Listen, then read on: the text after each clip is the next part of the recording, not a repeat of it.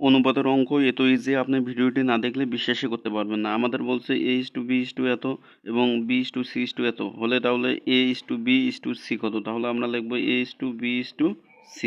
এরপর আমাদের দেওয়া আছে যেটা ওইটা লিখবো, তাহলে 3 মানে কি, মানে হচ্ছে ভাগ 4। এরপরে এখানে দেওয়া আছে 5:7, তাহলে 5:7। এরপরে আমরা কি করব, এরপরে আমরা জেড লিখবো, তাহলে জেডের মাধ্যমে আমরা সমাধান করব।